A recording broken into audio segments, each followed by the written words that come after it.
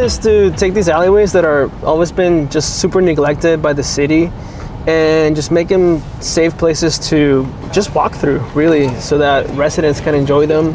You know, it's as basic as that. It's just like, just so that people can feel comfortable enjoying their own city, their own neighborhood.